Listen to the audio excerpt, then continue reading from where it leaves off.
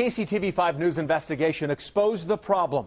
Men forced into a financial trap they can't escape. So why won't lawmakers do anything about it? Chief investigative reporter Usher Qureshi explains why. Last night we brought you the stories of two men who have never met. Nonetheless, they have a lot in common.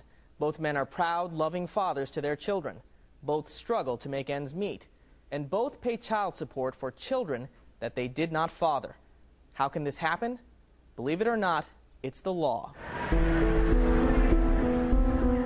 Basically, 8 years ago, I was railroaded into being a father of a child that wasn't even mine. I would gladly send him back the checks, but it's still the matter of them making him pay for something that's not his.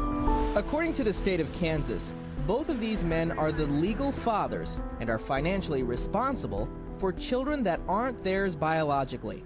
It didn't matter to a judge that Kevin Ballard has a DNA test proving he's not the father. Mario Picasso's ex-wife Tricia testified that this boy is not and could not be his child. But that didn't matter either. We went to court, and I told the judge, I said, we need a DNA test because he is not the father. In most cases in Kansas, a judge will determine who the father is, and it may or may not have anything to do with the DNA testing. Jill Best has been practicing family law in Overland Park for nearly 10 years. She says the laws in Kansas focus more on identifying a financially responsible father rather than determining who should actually be responsible, which she says may explain why DNA evidence is largely disregarded. Well, I think the state's motivation obviously is making sure that someone besides the state is on the line to financially support a child. What's interesting is that the paternity laws here in Kansas more or less mirrored the laws across the state line in Missouri. That is, until very recently, when everything changed. Too often, I met fathers who told me they didn't even know that they'd been named the father until their check got garnished. Former Missouri State Senator Jeff Smith became interested in the issue more than a year ago, after hearing the stories of countless men who felt victimized by the current system. That's not right. No one should be forced to continue financially supporting a child who's not theirs. So he set out to change the laws, and succeeded, in the form of Senate Bill 141. Now, presumed fathers have a better chance of contesting paternity with the aid of DNA evidence. Finally, in Missouri, I think we've done the right thing, and we've struck a blow for justice. If Mario and Kevin lived in Missouri, they would both have their paternity disestablished under the new Missouri laws, and they would not be financially obligated to support these kids. I'm not sure Kansas law is all that bad.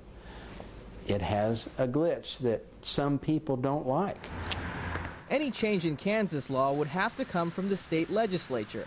So we asked Senator Tim Owens, Judiciary Committee Chair, his thoughts about the wide disparity between Kansas and Missouri paternity law. The laws in the state of Kansas are designed to be in the best interest of the child.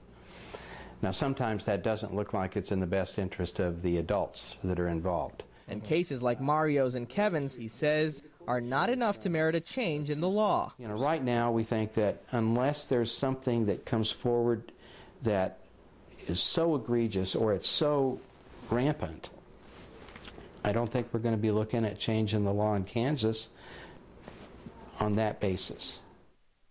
The Kansas Division of Child Support Enforcement tells us it is credited with establishing paternity in over 6,600 cases over a recent 12-month period. But the agency says it could not tell us how many men are paying child support for children that are not theirs.